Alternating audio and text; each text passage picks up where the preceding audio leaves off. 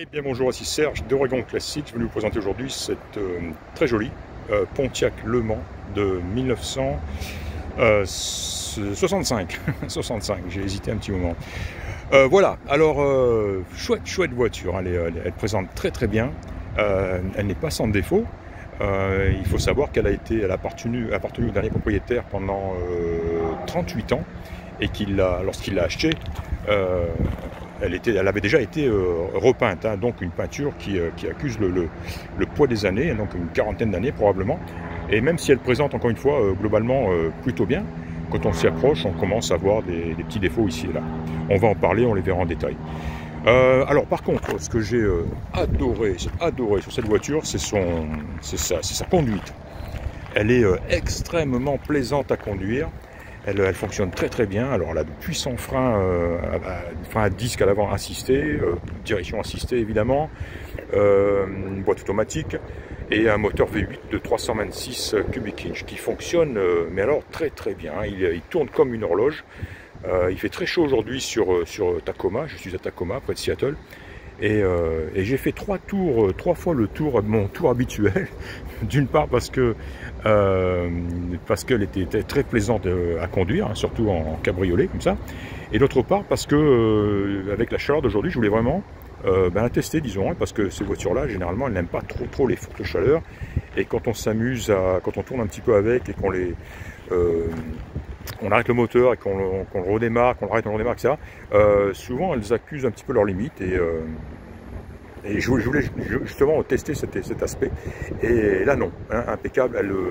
Disons qu'elle démarre aussi bien à chaud qu'à froid. Et ça, c'est très appréciable.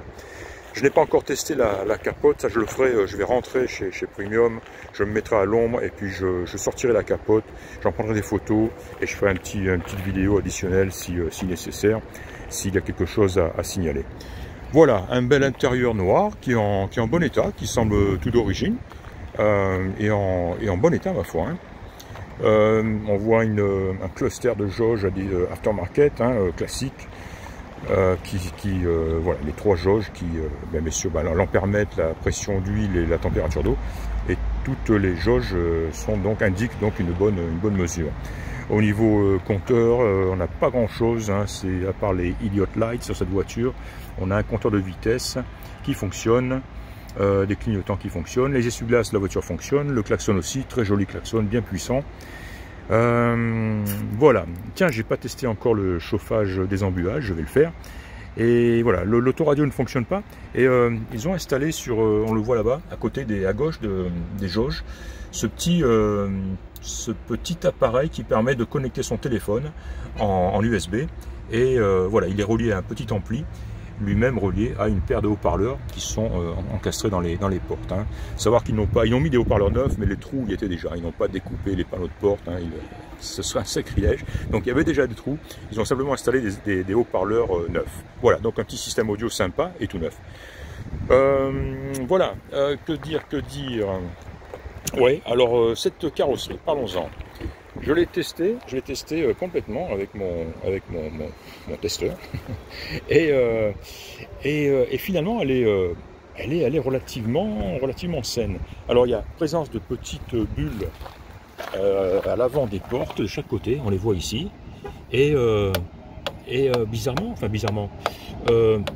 encore une fois, hein, une peinture qui a environ 40 ans et cette zone où se sont déclarer ces bulles ici et elle est saine. Je sens vraiment une petite résistance ici. Donc voilà, c'est pas parce qu'il y a des bulles ici qu'il faut s'attendre à un gros paquet pas de blackson mais de mastic. Non, c'est simplement voilà ces petites bulles qui sont généralement toujours situées à cet endroit-là. Mais je veux dire, on sent sur l'ensemble de la carrosserie qu'il y a de la peinture, peut-être plusieurs couches de peinture, mais finalement ça a protégé la voiture. Et il y a 2 ou 3 petites zones où justement l'aimant ne fait plus son effet, où on sent qu'il y a là, oui, peut-être un peu plus qu'on aimerait de mastic. Je crois que c'est ici, oui, voilà, où là je sens effectivement une faible résistance, voire même aucune résistance. Mais Donc cette zone, je n'ai repéré une ou deux autres très limitées en surface. Il faut savoir que ces zones où justement j'ai l'impression qu'il y a soit beaucoup de peinture, soit du mastic, on remarque qu'elles sont d'un état nickel. Donc c'est pas comme si on avait jeté ça à la truelle il y a 40 ans, hein, parce que finalement ça serait tombé par terre depuis longtemps. Donc ça a été, je pense, bien fait. Voilà. Sinon, on a des petites retouches comme ici, des petits éclats comme ici. Qu'est-ce que j'ai noté aussi? De l'autre côté, on voit que la peinture commence à... Alors là, on le voit bien justement avec cette lumière, où on voit que la peinture, un petit peu comme sur les corvettes, là, ça commence à se quadriller. On voit un petit peu... C'est pas craqué du tout, hein, c'est une réaction de la peinture. Cette espèce de pattes de mouche, toile d'araignée, je ne sais pas si on les verra à la vidéo, globalement dans au-dessus de la roue arrière gauche.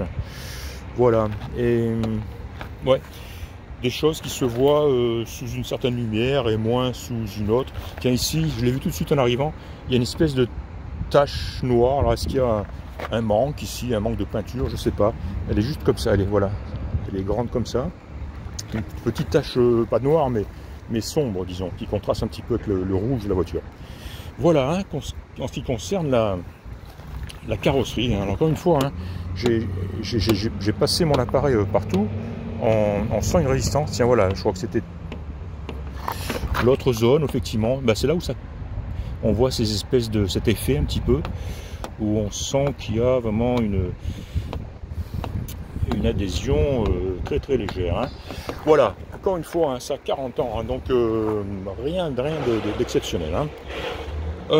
J'ai parlé de l'intérieur, j'ai parlé, que faire? Tiens, je vais vous montrer le coffre. Le coffre aussi, qui est sain. On a décollé la moquette, elle était mise en place et collée, et présente très très bien. Voilà le coffre. Alors ça, c'est des traces de colle qu'on voit effectivement, mais il est sain, il est extrêmement solide. Hein. Et voilà donc cette moquette qui a été collée.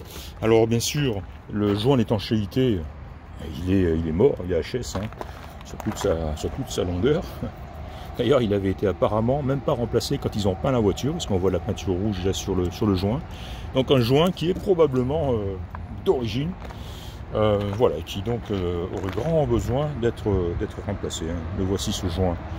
Sinon, le capot, voilà, on voit qu'ils ont abondamment peinturluré, hein, quand ils ont refait la peinture. On voit on devine une couche de peinture assez épaisse. Voilà, cette partie qui souvent est exposée aussi à l'humidité est en bon état. Bonne chose. Voilà, les chromes, parlons-en un petit peu. Chrome, emblème, tout y est, tout est en bon état. Tout présente très bien. Jolie jante aussi, la peinture noire écaillée à certains endroits. Hein. Probablement non, j'allais dire jante d'origine, mais je m'avancerai, puisqu'en fait j'en sais rien du tout. Mais disons de très jolies jantes qui vont très bien à la voiture. Elle est bien chaussée par contre, très bien chaussée, avant, arrière. Voilà, la capote, on verra ça plus tard. Tiens, on va ouvrir le capot. Alors, ça va être délicat d'une main.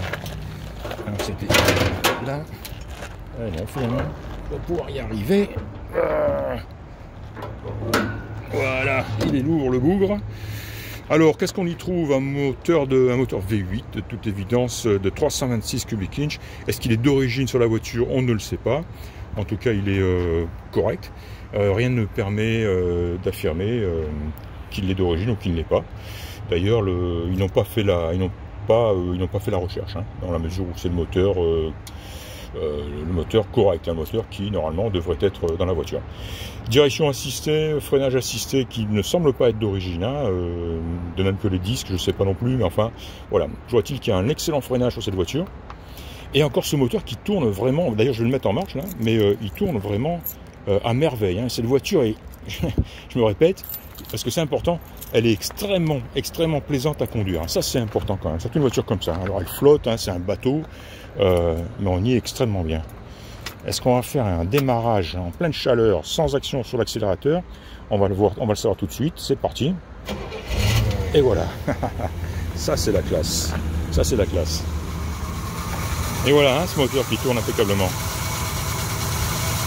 Alors le son sympa aussi, hein, c'est rien d'agressif, rien d'exceptionnel. La force tranquille, hein, la double ligne V8 à la fin, que en gros la voiture est silencieuse, mais on entend malgré tout ce petit vombrissement qui vient de l'arrière, qui est des plus agréables. Le voici. Voilà. Qu'est-ce que vous voulez que je vous dise d'autre? Elle est sympa cette voiture, très sympa. Ah oui, tiens. En fait, elle est dans leur... tiens, un éclat ici que j'ai pas pris en photo, un éclat de peinture à l'avant, ici même. Oui, en fait, cette voiture, elle est chez eux. Je vais arrêter le moteur. Inutile de la faire tourner malgré tout, par cette chaleur, sans rouler. Cette voiture, elle est chez eux, en fait, depuis 5 mois. Et la raison en est que le père de Robbie, c'est le gars qui gère, qui appartient à Premium Motors ici. Son père, qui est, bon, plus ou moins, qui est, oui, associé avec lui, mais qui vit à Las Vegas, a acheté cette voiture dans le but de la garder. Il a eu le coup de foudre, il a voulu la garder. D'ailleurs, ils ont commandé un kit de clim, parce que son but était vraiment de l'envoyer à Las Vegas et rouler avec. Et puis, il se dit finalement, il fait vraiment trop chaud là-bas. Il supporte pas la chaleur et il se dit bon, c'est peut-être pas forcément la voiture qu'il me faut pour Las Vegas, donc il a renoncé à la faire partir, à la récupérer à Las Vegas, mais c'est une voiture donc qui à l'origine il l'avait achetée dans le but de la garder, hein. Donc ce qui est toujours un bon signe quand un concessionnaire achète une voiture et décide de la garder parce que c'est une bonne voiture. Je suis bien placé pour le savoir. Voilà. C'est tout, c'était la petite info supplémentaire que je voulais signaler, hein. Je vais la ramener chez eux, je vais tester cette capote électrique et terminer ainsi mon inspection. Voilà, c'était donc Serge d'Orion Classique et vous aurez vu aujourd'hui une Pontiac Le Mans de 1965 et moi je vous dis à très bientôt, au revoir.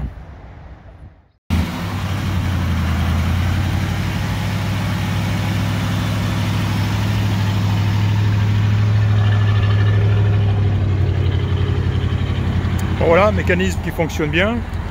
Je fais un coup d'œil sur la glace arrière, elle est pas mal, elle n'est pas en parfait état, mais un petit peu poussiéreuse, on voit un petit peu d'usure malgré tout, une légère opacité, mais ça va. La capote, ce qui semblerait être le début d'un petit trou, même pas, enfin. Sinon, c'est joli. Impeccable. Ouais, elle est pas mal cette capote. Elle a l'air aussi d'époque, hein, d'origine probablement. Mais ça va, bien tendu. On va voir de l'autre côté.